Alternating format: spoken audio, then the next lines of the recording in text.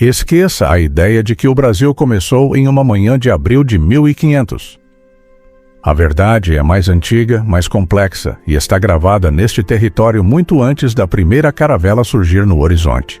Imagine uma terra vibrante ocupada por milhões de pessoas ao longo de milênios, onde redes de aldeias e formas de organização social se espalhavam sob a copa das árvores. O que chamamos de descobrimento foi, na realidade, o encontro entre dois mundos que já eram maduros e cheios de história. Por muito tempo, essa trajetória foi simplificada. Mas hoje, os vestígios começam a revelar a verdadeira dimensão desse passado. Tudo começou há mais de 12.000 anos. O cenário era outro. O clima mais seco moldava paisagens abertas com savanas extensas onde caminhava a megafauna. Preguiças gigantes, tatus enormes e outros animais dominavam o ambiente. Foi nesse mundo que os primeiros grupos humanos chegaram. Eles não eram apenas caçadores. Eram sobreviventes de uma jornada que atravessou continentes. Luzia, cujo crânio se tornou um dos símbolos dessa antiguidade, nos lembra que essas terras já eram habitadas por pessoas com cultura, crenças e formas de vida adaptadas a um ambiente em constante mudança. Com o passar do tempo, o clima se transformou e a floresta avançou. Mas esses grupos não desapareceram. Eles se adaptaram. Durante muito tempo, acreditou-se que a Amazônia era um espaço vazio, intocado. Hoje sabemos que não era bem assim. A arqueologia revelou que grandes áreas da floresta foram manejadas por populações indígenas ao longo de séculos. A chamada Terra Preta é um dos sinais mais claros disso. Sob o solo, surgem vestígios de assentamentos complexos, alguns com milhares de habitantes. Essas populações não apenas viviam na floresta, elas a modificavam de forma planejada, criando pomares, canais e estruturas que indicam organização social e conhecimento ambiental avançado.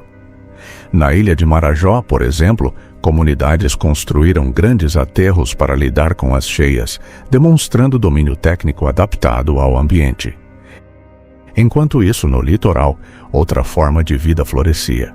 Os povos dos sambaquis ergueram enormes montes de conchas e sedimentos ao longo da costa. Alguns alcançavam dezenas de metros de altura. Esses espaços serviam como moradia, ponto de observação e também como locais funerários. Diferente da ideia de grupos nômades sem rumo, essas comunidades eram estáveis e duradouras. Permaneceram por milhares de anos em uma mesma região, acompanhando as mudanças do nível do mar e mantendo uma continuidade cultural impressionante.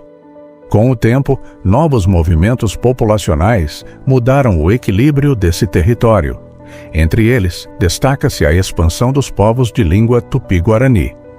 Ao longo de séculos, esses grupos se deslocaram por rios e florestas, ocupando novas áreas, estabelecendo alianças e, em alguns casos, incorporando outros povos. Essa movimentação ajudou a moldar grande parte do litoral. Muitos nomes de rios, praias e lugares que usamos hoje têm origem nessas línguas, um reflexo direto dessa presença histórica. A sociedade que existia aqui antes da chegada europeia era diversa e dinâmica. Não se tratava de um mundo isolado ou uniforme, mas de uma rede de povos com culturas distintas, relações políticas e conflitos. A guerra fazia parte dessa realidade, mas não estava ligada à acumulação de território como nos modelos europeus. Muitas vezes envolvia prestígio, alianças e vingança. O ritual da antropofagia, por exemplo, tinha um significado simbólico profundo.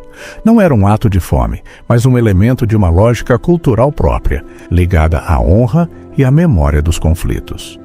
No final do século XV, esse território era formado por centenas de povos diferentes, cada um com sua língua, seus costumes e seus conhecimentos. Eles dominavam técnicas de sobrevivência, conheciam plantas medicinais e compreendiam os ciclos da natureza. Nas aldeias, a vida seguia o ritmo das estações, dos rios e dos céus. Era um mundo diverso, adaptado e profundamente conectado ao ambiente.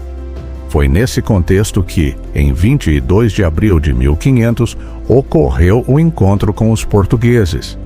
A surpresa foi mútua. Para os europeus, era o contato com uma realidade desconhecida. Para os habitantes dessas terras, era a chegada de pessoas com costumes, aparência e tecnologias completamente diferentes. Naquele momento, duas histórias se cruzaram. A trajetória de um Brasil milenar passou a se entrelaçar com a expansão europeia, dando início a um processo de transformação profundo e duradouro.